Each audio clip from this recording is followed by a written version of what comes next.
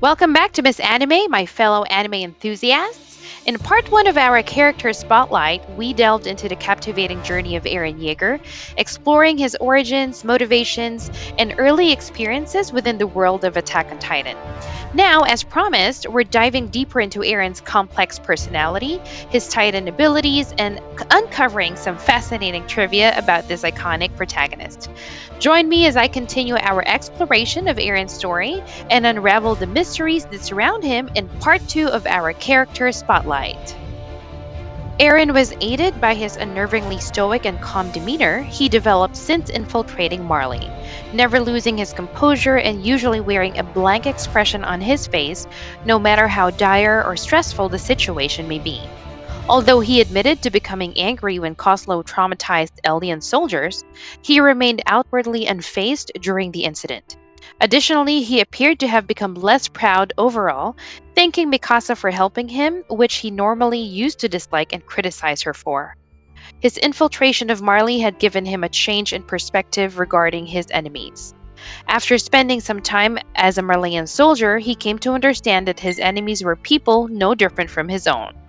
Because of this, he deeply empathized with Raynor and the other warriors who were sent to Paradise Island, letting go of his desire to kill them in revenge for attacking his home and stating that they were simply victims. Nevertheless, he still prioritized his personal mission of destroying Paradise enemies for the sake of his people's freedom, regardless of how many lives were lost on either side. Furthermore, this personal mission had driven him enough that he unleashed all of the Wall Titans and declared he will trample the entire world to exterminate all life outside of the island. Eren believed that righteous goals sometimes require unethical means. He was ready and willing to use such methods himself when he declared war against Marley. Eren abused the 12-year-old Falco's trust, fully aware of his family's precarious situation, and eventually killed dozens of innocent Eldian civilians, including children, as collateral damage in a surprise attack on Willy Tiber. In spite of this, he seemed to have developed a dislike for war, referring to it as hell. He believed that with good reason, no one would want to go to war if they knew what suffering it would put them through. Eren's time serving in the Marley Mid-East War also seemed to have had an effect on his psyche to some extent. While he had shown great sorrow for comrades who have died on expeditions and had demonstrated a great amount of compassion for his fellow graduates from the 104th, he laughed upon hearing that Sasha Blouse's final words were meat, although he changed his reaction and was seen about to cry after John Kirsten accused him of being responsible for her death and remembered Sasha's conviction that they would have more sheep and cows after recovering Wall Maria. It was later revealed that Eren knew the future via the Attack Titan's ability and had been spiraling down a state of depression, knowing what the inevitable outcome of the present would be. While he did wish for a peaceful solution, he understood the impossibility of it better than all around him, even Armin. After initiating the rumbling, Eren had intended for the world to see Eldians who stopped him as heroes.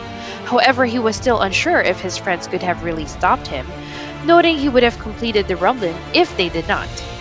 Eren could not pinpoint the reason he wanted to wipe out the world, recalling Grisha telling him, "You are free" the day he was born. In a rare display of emotion since years, Eren broke down to Eren at the thought of Mikasa finding someone else after his death, and revealed his true feelings about her, causing Armin to pity him. Eren desired to be with Mikasa and everyone else, but he knew he could not be forgiven for his actions after wiping out 80% of the world's population. Originally, Eren's only noteworthy trait was his natural physical strength, which stemmed from having to defend his friend Armin from bullies who were bigger and stronger. As he grew and joined the 104th Squad, he trained extensively in hand to hand combat. After additional training with Raynor and Annie, Eren's prowess and skill set diversified, including the use of punches, throws, grappling, and submission locks. He had the best scores for hand to hand combat of the entire 104th Graduate Squad. While hand to hand fighting would appear useless due to the massive physical differences between humans and Titans, these skills give Eren a powerful edge when fighting other Titans in his own Titan form. Though having little talent, through intense training and effort, he managed to gain a considerable amount of skill with the equipment. Even so, Eren was not completely lacking in natural aptitude. While using the damaged equipment, he had managed to stay upright for a short amount of time, which the instructor, Keith Shades, said was an incredible feat and balanced with ease when using proper gear. The fact he graduated as the fifth best of the 104th graduate squad, even before Jean Kirsten, who was top of the class in mobility with the gear, implied that he had considerable combat skill with the maneuvering equipment. Though Eren was not shown using the equipment as often as other members of the Survey Corps, he was able to hold his own against the Colossus Titan until the Titan disappeared, almost reaching the nape twice. He was even capable of killing a Titan on his own not too long after joining the Survey Corps. His most significant use of the maneuvering equipment was shown during the Battle of Shiganshina, where he was able to use it to cut Berthold Hoover out of the Colossus Titan's nape while he was distracted by his hardened Titan form despite being exhausted. After the fall of Wall Maria, Grisha found Eren in a refugee camp and brought him into a nearby forest. After giving him the key to the basement, Grisha injected struggling Eren with a serum, which transformed him into a 4-meter pure Titan with short, rugged hair and a skinny body. This Titan ate Grisha, giving Eren the powers of the Founding Titan and Attack Titan. Years later, during the first Battle of Trost, Eren was eaten alive by a Titan and inside the stomach-like cavity saw other fellow recruits lying dead or dying, one wanting her mother before sinking in stomach acid. The sight, combined with intense feelings of desperation and his drive to exterminate all Titans, awoke his ability to transform into his Titan form for the first time. In this form, Eren was a 15-meter tall Titan with shoulder-length black hair, pointed ears, and a long nose, and a gaping skeleton-like maw lacking lips.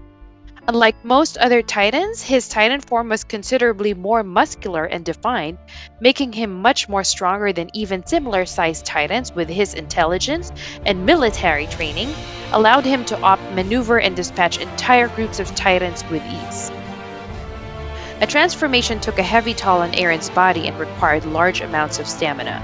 As a result, he had displayed several symptoms when he overexerted himself, such as a nosebleed, pale skin, and labored breathing.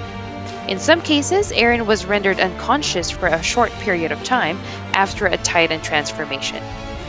Initially, Eren had no control over his actions when he first transformed into a Titan, and was unable to remember any actions that occurred during the first Battle of Trost.